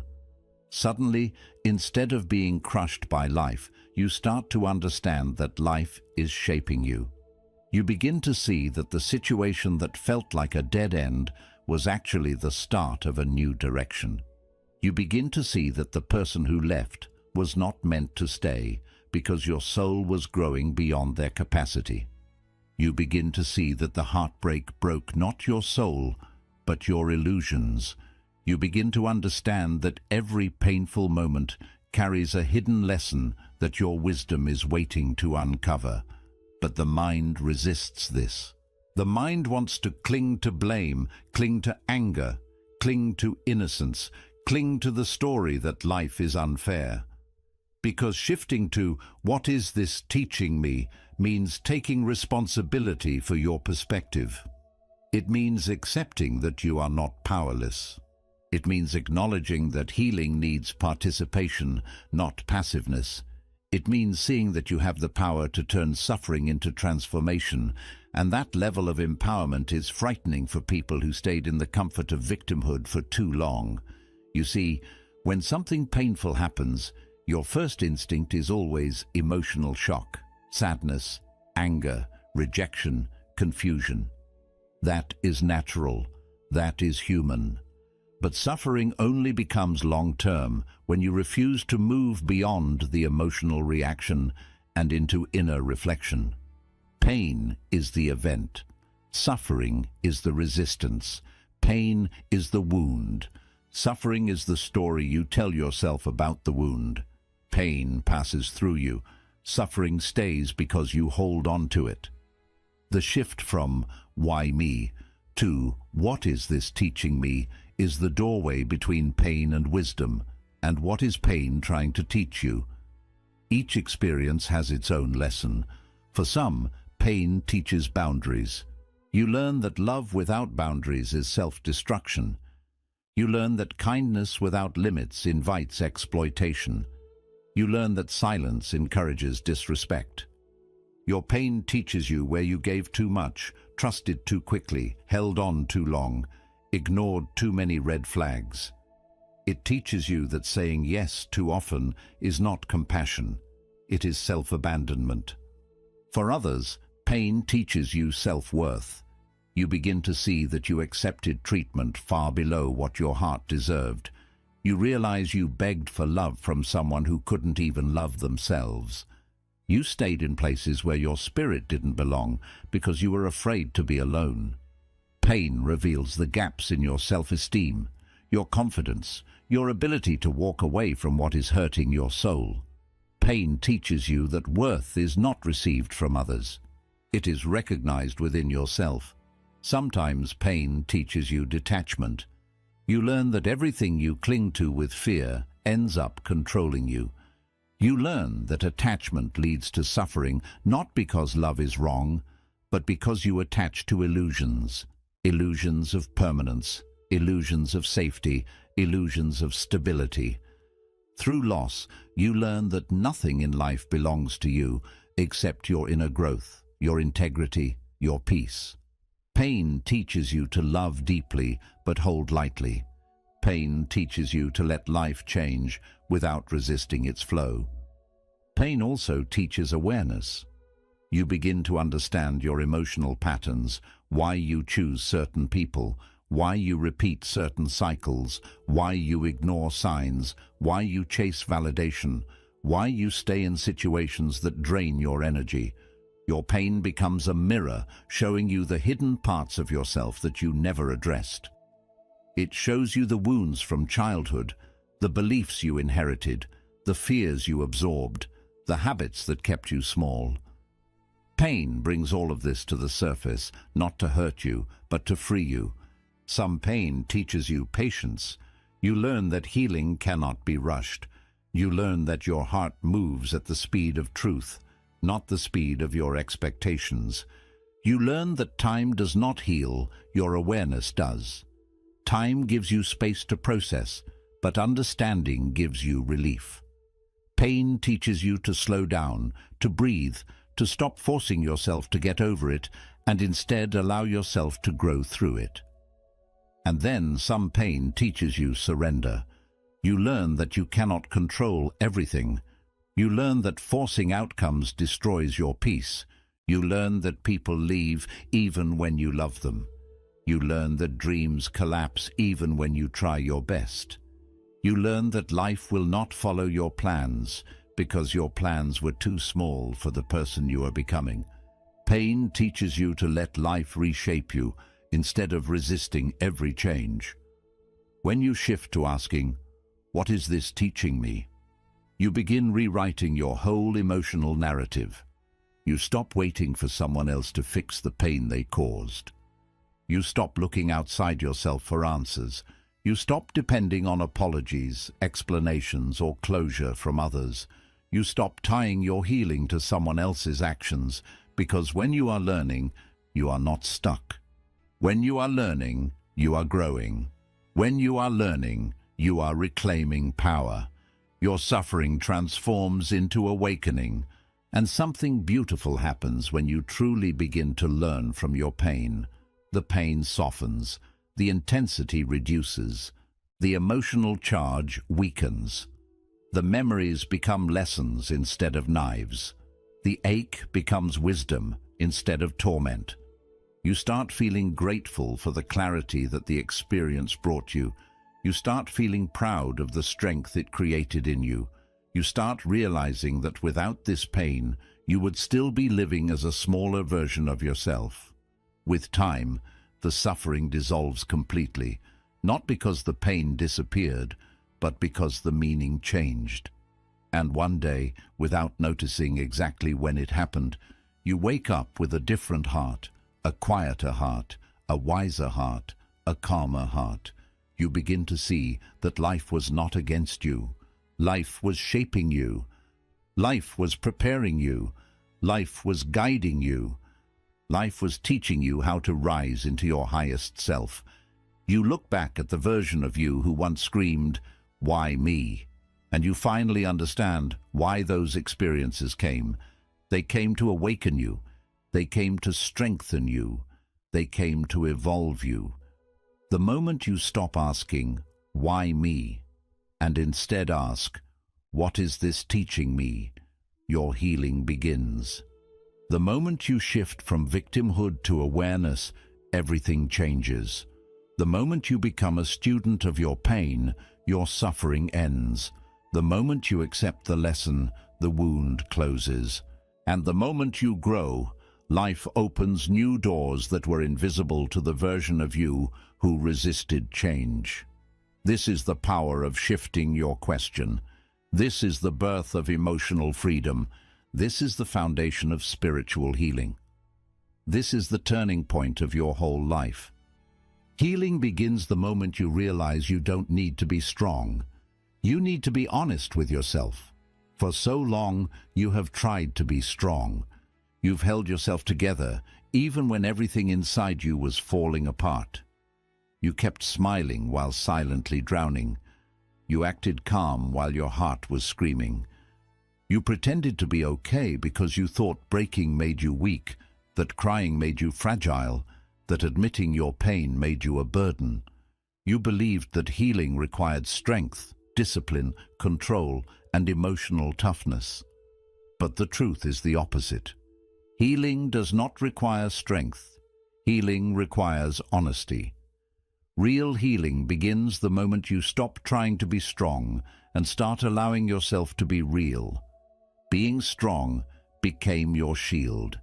It helped you survive situations that would have destroyed someone else. It helped you get through heartbreaks that cut deeper than words. It helped you endure losses that shook your identity. It helped you hold responsibilities that were too heavy for your age, your heart, or your emotional capacity. But strength that is used to avoid feelings eventually becomes a prison. You become so good at pretending that you forget how to feel.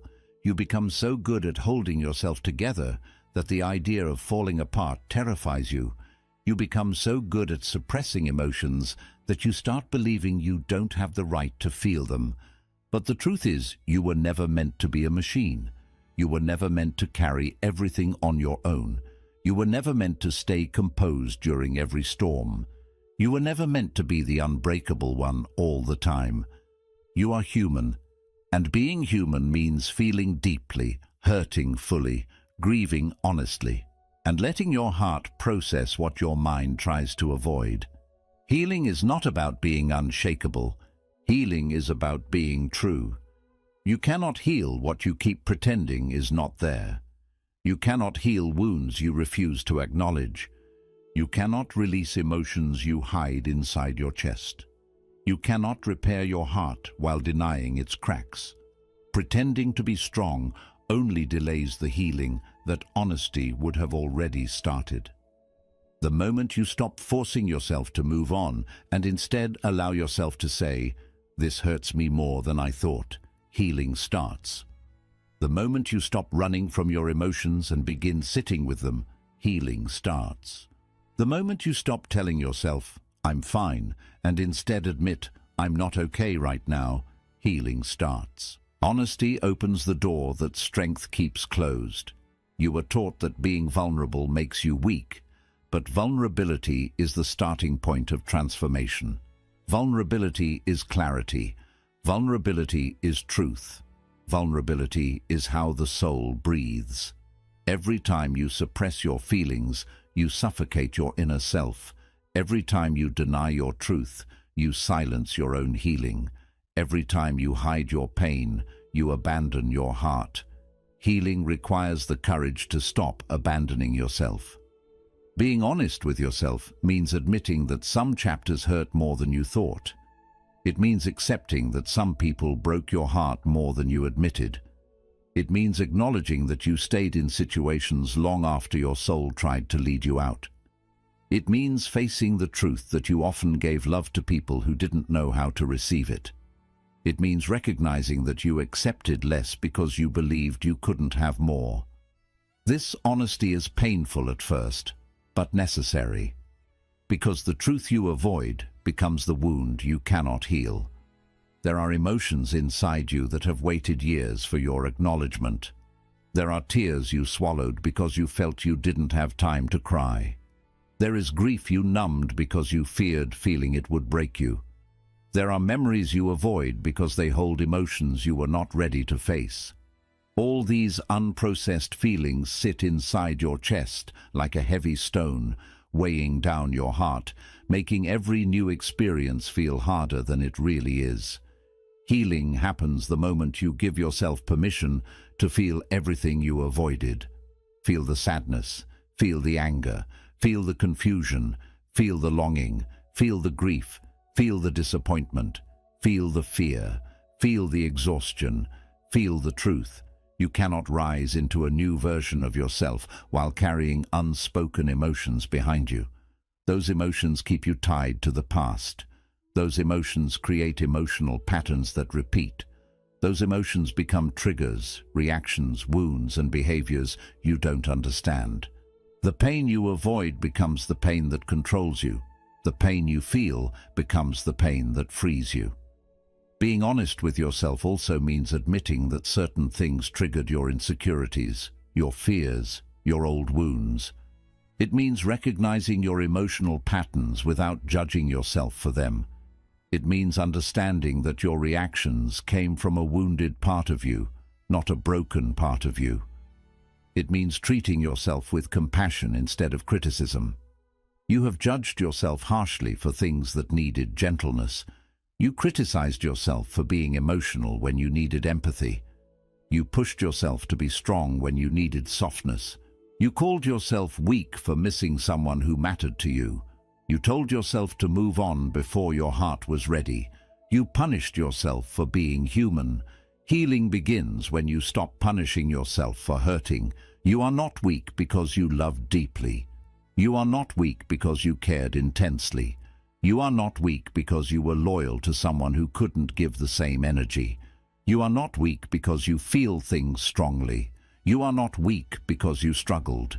You are human, and being human is courageous. The world tells you to toughen up. Your soul tells you to soften inward. The world tells you to stay strong. Your heart tells you to feel. The world tells you to hide your pain. Your healing tells you to express it. The world tells you to move on quickly. Your spirit tells you to move at your own pace. Strength is not the absence of feelings.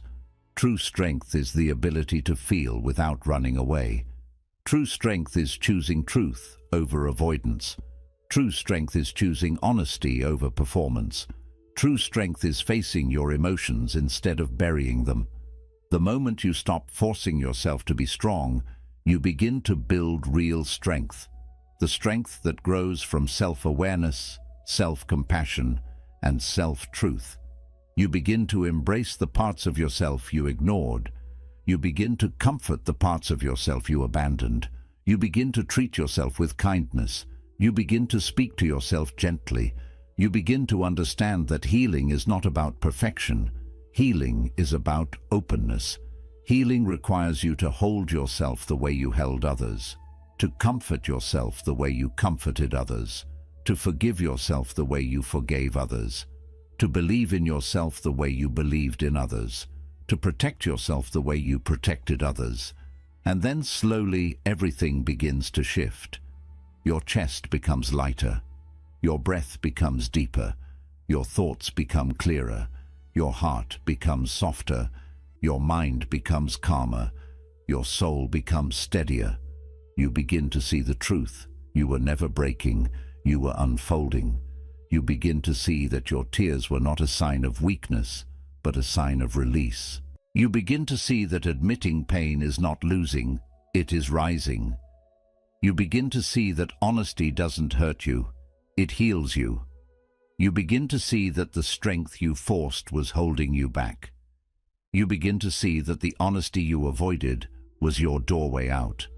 One day, after enough honesty, enough tears, enough truth, enough self-understanding, you wake up feeling something new, a quiet, steady peace.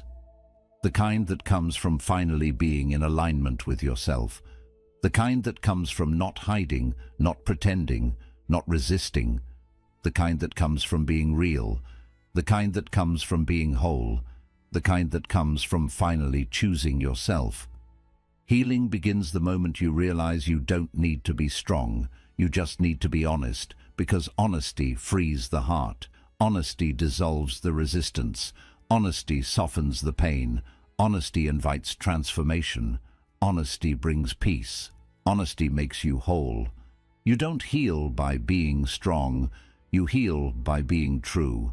If you look back at everything you have survived, everything you have endured, everything that broke you, stretched you, softened you, reshaped you, you'll notice something powerful. Life was never trying to destroy you. Life was trying to awaken you. Every lesson you walked through in this journey, the pain you avoided, the emotions you feared, the endings you resisted, the attachments you clung to, the versions of yourself you tried to revive, all of it was guiding you toward the same truth. Healing does not happen when you force your heart to let go, or when you pretend to be strong, or when you run from what hurts. Healing happens when you finally stop fighting your own soul. You were never broken, you were becoming. You were never lost, you were being redirected. You were never abandoned, you were being prepared. You were never punished, you were being shaped. Life was not pushing you down, it was pushing you inward, because the answers you've been searching for were never outside of you. They were never in the people who left. They were never in the closure you didn't receive. They were never in the explanations you hoped for. They were never in the apologies you waited for. Everything you thought someone else needed to give you has always lived inside you. Every lesson in this journey pointed you back to yourself, back to your truth, back to your intuition, back to your inner guidance, back to your soul's timing, back to your emotional honesty, back to your inner peace. This whole time, healing was not about learning how to let go. It was about learning how to stop resisting what your soul already released. Letting go is not something you force. Letting go is something that happens naturally the moment you surrender your attachment to the outcome. When you stop pushing, when you stop clinging, when you stop fighting, when you stop trying to rewrite a story that ended, your heart finally relaxes. The grip eases, the suffering softens, the mind quiets, and the truth becomes clear. What left your life was never meant to stay. What broke your heart was never meant to define you. What ended was never meant to be your home. You realize something important. The pain you feared was not your enemy. The pain was the message. The pain was the mirror. The pain was the teacher. The pain was the transition. The pain was the invitation to rise into a wiser, stronger, deeper version of yourself. A version that sees life with new eyes. A version that is no longer ruled by fear, by attachment, by old patterns, by emotional habits you carried from a wounded past. A version of you that understands peace was never on the other side of control. Peace was on the other side of acceptance, and acceptance is not passive. Acceptance is the highest form of courage. Acceptance is looking at life and saying, yes, this hurt me. Yes, I didn't want this. Yes, I wish it had happened differently, but I trust that what is unfolding now is wiser than what I wanted then. This is the shift that changes everything. This is the moment you stop fighting reality. This is the moment you stop arguing with life. This is the moment you stop forcing yourself to move on. This is the moment you stop returning to patterns that weaken your spirit. This is the moment you stop expecting the past to give you your future. This is the moment your soul steps forward and your suffering steps back. You realize that healing was never about forgetting. Healing was about remembering yourself, remembering your strength, remembering your worth, remembering your boundaries, remembering your power, remembering your direction, remembering that your life belongs to you, not to the pain that happened to you. And then something almost magical happens. Not dramatic, not loud, not sudden, but quiet and gentle, like dawn rising over a dark horizon. You wake up one morning and realize the pain is lighter. You breathe, and it doesn't hurt the way it used to. You remember the past, and it no longer controls you. You feel the ache, but it no longer defines your identity. You think about what happened, and instead of saying, "Why me?" you say, "Thank you for the lesson," because now you understand the purpose behind the pain. You understand that without the wound, you would have stayed asleep. Without the heartbreak, you would have settled. Without the loss, you would have remained small. Without the chaos, you would have never discovered your inner stillness. Healing doesn't erase your past. It transforms your relationship with it. You look back and see not the destruction, but the rebirth. Not the ending, but the awakening. Not the loss, but the liberation. Not the pain, but the portal. And in that moment, the moment you finally see the truth behind your journey, you realize something incredibly freeing. The old you did not die. The old you evolved. The old you gave birth to a new you, a wiser you, a calmer you, a more conscious you, a more courageous you, a you who no longer needs to beg for love, a you who no longer clings to what hurts, a you who no longer forces anything, a you who trusts the timing of your own soul, a you who knows that life is not meant to be controlled, it is meant to be embraced. And now, as you stand at the end of this journey, you understand the real meaning of healing. Healing is not about letting go. Healing is about letting life flow. Healing is not about becoming stronger. Healing is about becoming softer. Healing is not about forcing closure. Healing is about accepting truth. Healing is not about going back. Healing is about rising forward. Healing is not about returning to who you were. Healing is about becoming who you were always meant to be. You are no longer the person who began this journey. You are someone deeper, someone clearer, someone braver, someone more aligned with the truth of your soul. And that is the most beautiful transformation of all.